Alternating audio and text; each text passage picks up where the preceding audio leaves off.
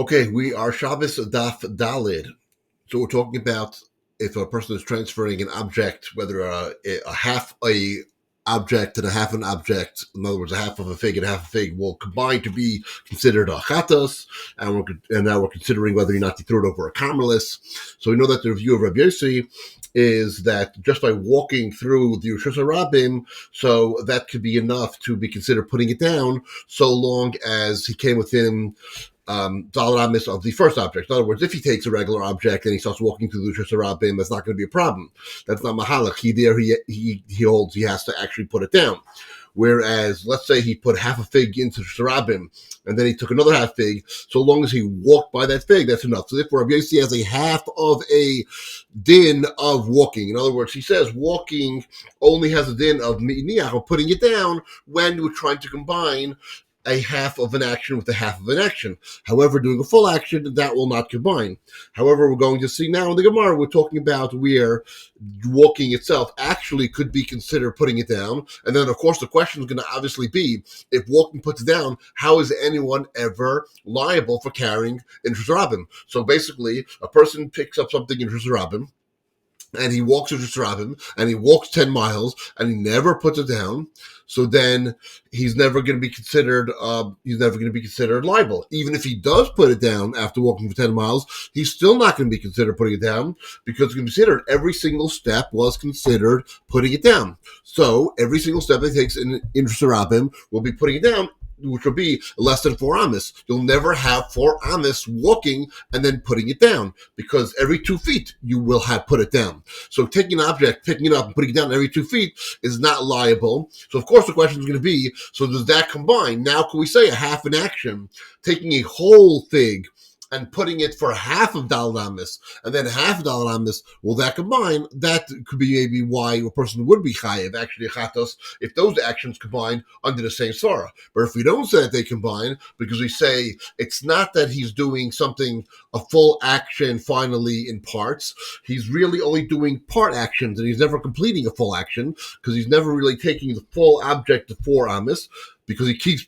picking it up and putting it down. And in that case, you can basically have someone who can walk all day long through Shirabim and never be liable. He can pick it up, put it down as many times as he wants, because even though he keeps walking to a new place, it's considered like every single 2 feet, he's picking it up and putting it down. If that's the case, he'll never be chayav b'chatos of going 4 amis in Shirabim. Okay, so let's see what the Gemara says. Rav Huna b'shem Rav. Rav Huna says in the name of Rav, Hakoil Maiden, everyone, Rav Yehuda, the Chamim, Ben Azai all agree that B'Zoyrek, when a person throws an object from Shayachid through a Carmelis and it lands into Shusarabim, Shu Chayiv is Chayiv. Divrei Akol, who this is unanimously held.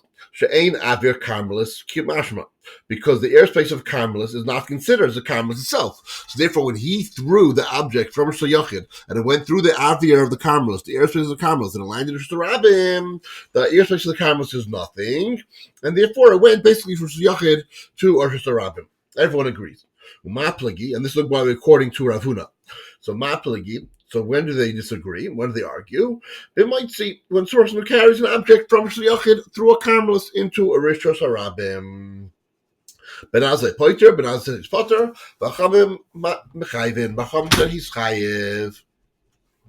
Ben Azai Ovad Shemahala Kemeniach. Ben Azai considers one who walks like someone's putting it down. So what happens? He walks out of Shliachid, he walks through the Carmelis. It's as if he put it down in the Carmelis because he walked through the Carmelis. When he got to Harabim, he takes it from a Carmelis to Harabim. It's no longer Shliachid to Urshas Harabim. Rabbanon Loi Avdei Mahala Kemeniach. Rabbanon do not consider someone who walks as if he put it down. Therefore, he went from Shliachid, he stopped at Harabim. Carmelis is irrelevant. He is chayiv.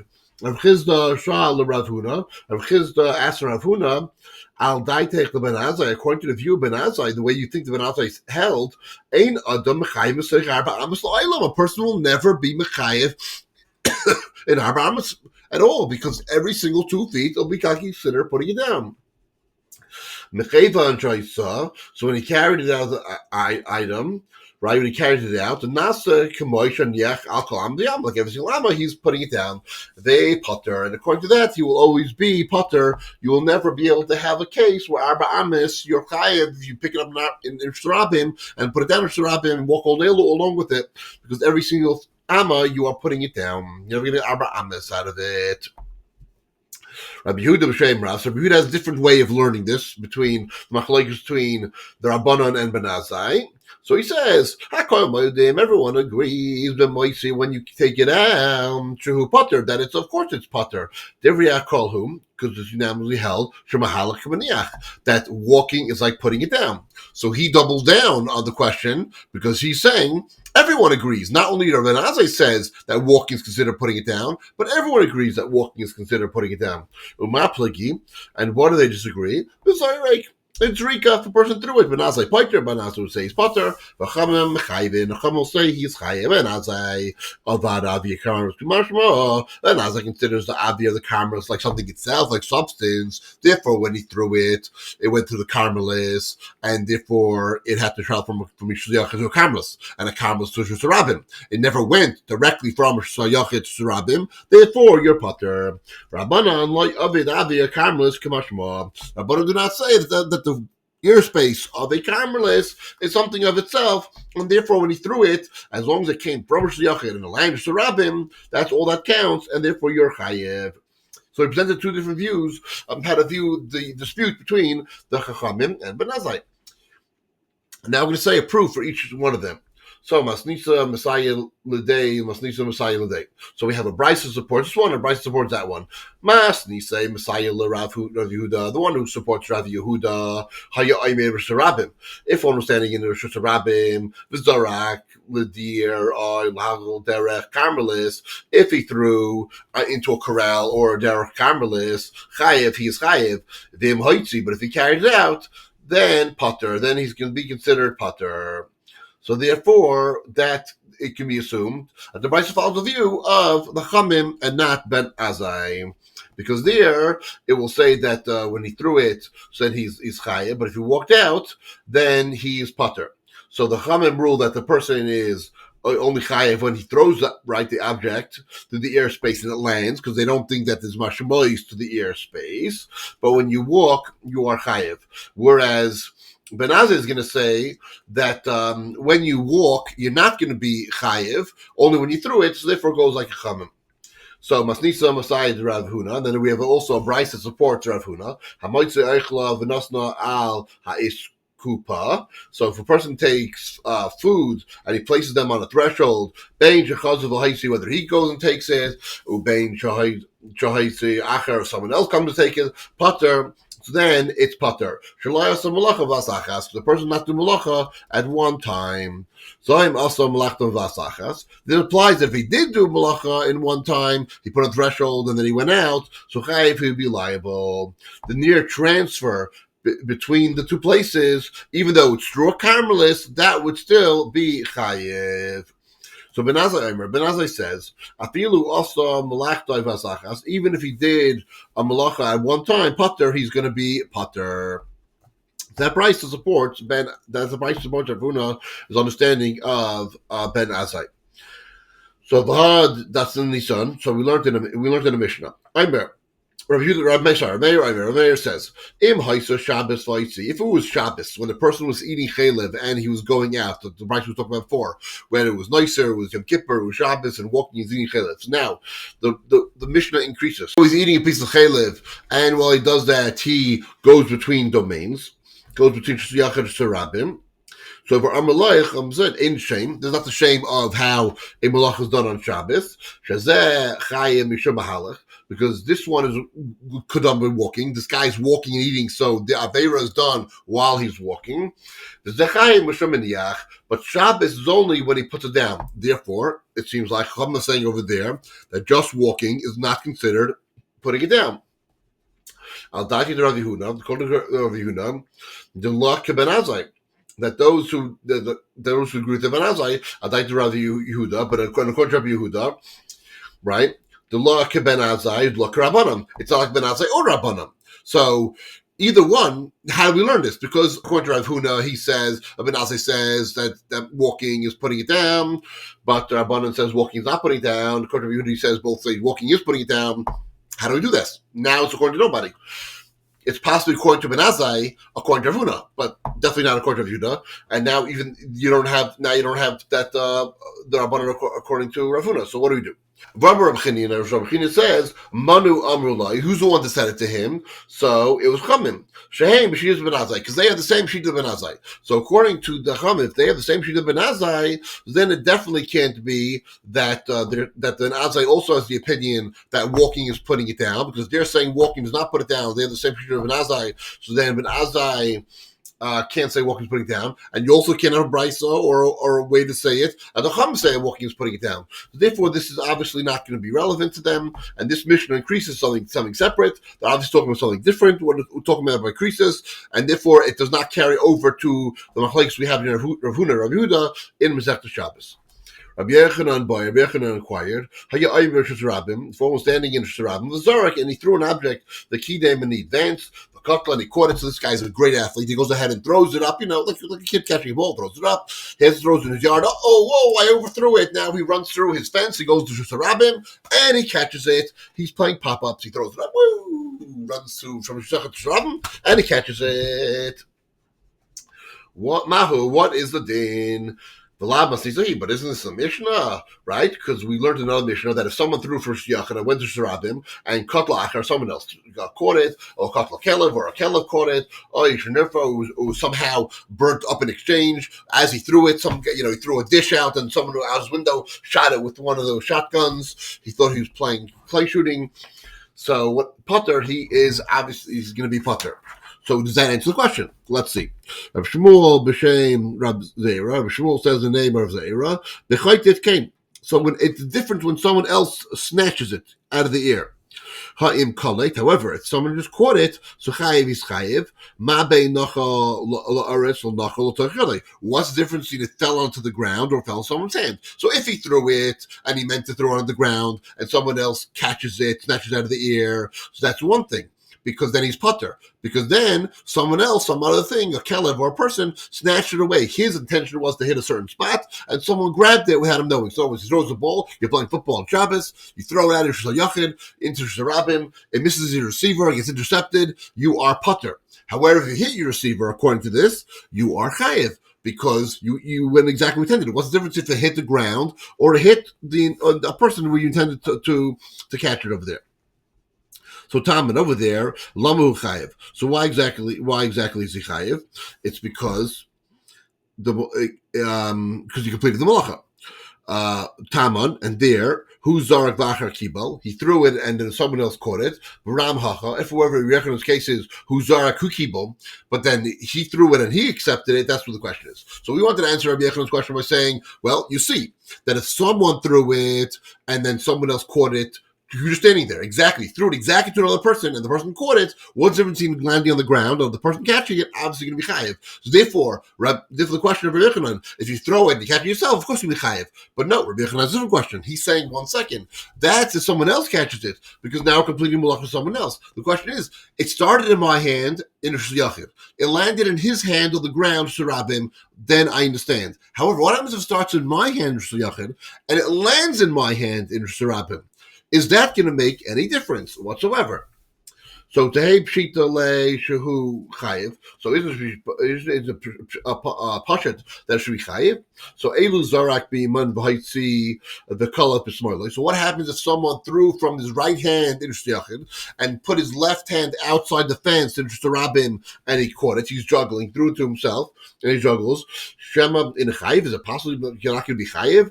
So minadei and piv is saying with the din of the piv, and for piv, lachar kach. So the kach was smaller kach. So basically, it's also the same din with the piv and right hand to the left hand. What happens if a person is walking and then he puts it in his mouth? Or, and he sticks his head out to Rabin, he throws it and lands in his mouth, or then he goes ahead and puts it into his mouth. So that's going to be considered chayiv, because that's going to be like a different, if you put it into different rishos. Here also, you put your right hand out and your left hand there, one rishos and one rishos, so then you're chayiv. So why then should it be different if you threw it to yourself? Somewhere Rav Yudin says, Pshita Leil, Rav Yechanan, Pashal Rav Yechanan, Shadarek Bimin, Vakatum Smilam. Obviously, if you threw with your right hand, you ran outside to the Rabbim, and you caught with your left hand, you're going to be chayiv. Right? True chayiv, there's chayiv. So what did he require? He threw his right hand, and he ended up catching his right hand. Again, he was asking. The right hand that threw it, it ended up landing in the same right hand in Rosh Rabbim. So the question is that considered like he did a malacha? Because it ended up in the same place, even though it ended up in two different Roshayas. But the hand, though, what's interesting, though, is you can say, oh, 1 second, so if this started in the same place, and it ended in a different place, and it went to two different domains, so it must be chayiv. But obviously, according to his inquiry, he's trying to say that, but the hand did not transfer it out, the hand didn't carry it, the hand touched it, and it was the first to touch it and last to touch it, but it did not move it out. So is that considered? Is that considered malacha,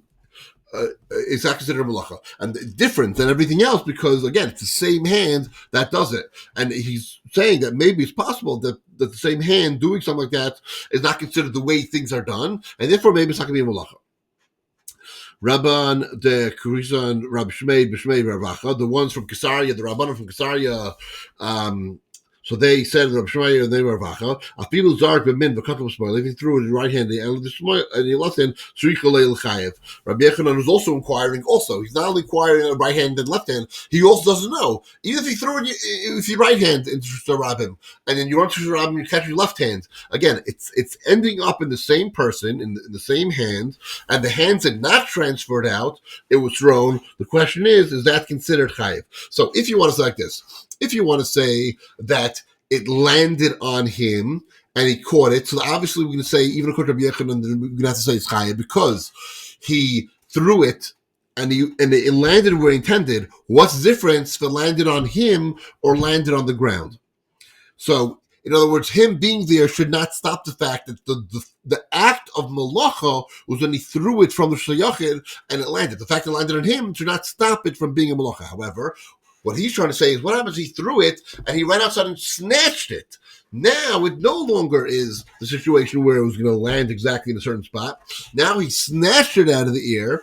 Now he changed his trajectory. So when he threw it, it was going to land in a certain place. He was potentially meant to be chayev, but when he himself snatched it, how's it different than someone else snatching it? That is his inquiry. Whether right hand or the left hand or all that stuff, that's who can understand it. So he wants to know whether it's possible a person could stop himself from doing a malacha in that way. So eat the piv, if you want to say regarding to the mouth. So kevon shacham. So since he ate it, ka'acher he, and his body's like something else. Ram hacham yadai ka'acherhu. So therefore, he's saying when are we doing a mouth and you transfer it into your mouth, that's something different because now went into your mouth, the body's like a different cavity, so it's like different. It's like basically going from the back to the front, like we learned about. It's different parts. However, the hands are the same. Even the right hand, left hand, especially the right hand, they're all the same. That's where his inquiry still continues. And like I said, that it's even possible that maybe he's asking a person could act like his own defense and say, well, I snatched it out of the air. I changed, even though I threw it in a certain way, if I did the same thing someone else would do, it change his trajectory, maybe it's going to make me putter. Rabbana asked, Mayata from here. Potter, if a person who transfers food, dried fig, with two hands, Mishum Shnayim Shasum Malacha, is like he's doing with two malacha. So if you take a fig and you put it not in one hand, but you put it in two hands, and you carry it out that way, is that going to exempt you from the malacha? So he's saying, it doesn't seem like you're exempt from the malacha, right? It looks like I did it with one hand, carried out. Now that I carried it with two hands, a single fig or something, why would that stop me from being chayiv? Amalei Rav Chia Baravada, Rav Chia Barada says, V'dahi Ba'asa, he says it's committing. The light came, and he didn't, right? But didn't he commit? He committed something. He did it. He didn't have it. Who cares whether it's one hand or two hands? That wasn't make a difference. So Tani, so the light came to Tani. He's not taught in the brisa that Yachid Shas a single individual for the malacha chayiv. Shnayim Shalosh Shtasu is two or three do it ptur and putter. So now we know what the inquiry is. Now we see what's going on. When one person does a malacha by himself, let's say I take fig out and I bring it from Shliach to Rabim Chayiv. However, what happens if me and my friend we both hold the thing together and we just walk from Shliachin into Shrabim, so that we will not be chayiv. Or if we're holding a bench, and I can carry the bench myself, but then 2 people, 3 people help me hold the bench, and we go from Shliachin to Shrabim, or we carry through Shrabim or Dalaramis, then we are not going to be chayiv. So it's interesting because we have this psak in Atzala that if we have to do a malacha that's no longer in front of a chola that's a yesh sakana, so sometimes we do it with klachayad, and sometimes doing it in a shinoi or klachayad is doing it with 2 hands. For instance, if we were going to turn on our car to drive back in Shabbos, there's no guy to drive us back in Shabbos, or in a situation where there is no guy around, and we need to drive our car back in Shabbos, winter, it's cold, whatever it is, instead of pushing the button with the right hand to start engine, you should either push with the left hand, which is the shinoi, or push it with both hands. Pushing with both hands, you don't live in a malacha. If the pushing the button is going to be considered a malacha, driving the car, well, now 2 hands is not going to be considered a malacha because it can be done with 1 hand. Doing 2 hands is no longer considered a malacha. So therefore, we see that it does make a difference whether or not it takes out with 1 hand or 2 hands, and now we can understand the dispute, the question of Rabbi Yechanan, whether or not the same hand or different hands doing a malacha. Amar Rabbi Yechanan says, the person standing in Yerushalim, the kala kishamim ma'avir mechitzai, and then he caught Geshem that's falling from the sky inside a place that's enclosed by walls. In other words, it's a yachid. V'haisi takes out chayiv. He is chayiv. So Rabban Bar Chia b'shem Rav Zer. B'shem Rav Zer says the chaytev came. This is when he snatches it. Ha im kolat potter. But if he only caught it, then he's potter. Because the Gemara says, "Ma bein nasar loyla acher." What's the difference between another person placing his hand or ma bein nasar loyla shemayim? Or whatever's a shemayim placing his hand.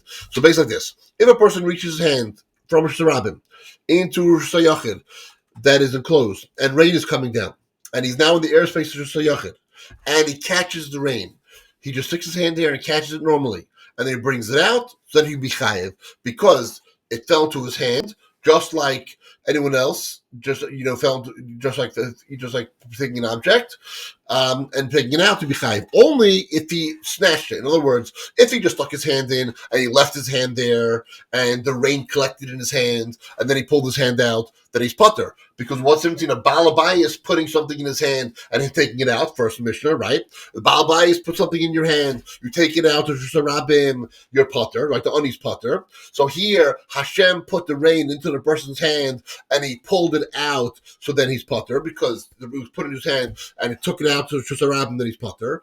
However, if he moves his hands around and starts diverting the raindrops, like he knocks with 1 hand and catches it and starts catching it like that, so then he's putting it into his hand himself. He's the one who's like knocking it into his own hand. He scoops off a wall or knocks it into his own hand. Here he's doing the action of putting it into his hand, and then when he puts it out, then he'd be chayev. And what do we learn about Rabbi Yechanan? Something else besides this? We learn. So Asik Rebbe is according to Rebbe, because the Amar, to the Rebbe Amar, because Rebbe says, Avad Avir Mechitza Kamashma, because Rebbe says that the ear space above the wall place is like itself. So in other words, the ear space above Shiyachin is like Shiyachin itself. So therefore, it's not like it's nothing. And therefore, even if he snatched it out of the ear and he put it to Sharabim, so then it basically went from nowhere to Sharabim. It went for Shiyachin because the airspace is like a Shiyachin. So he snatched it out of the ear and brought it to Sharabim. It went from Shiyachin to Sharabim. However, again, if he just put his hand there and let the rain collect and put it out, it's no different than the Balabai is putting the challah into the Ani's hand, the Ani taking it out to be potter.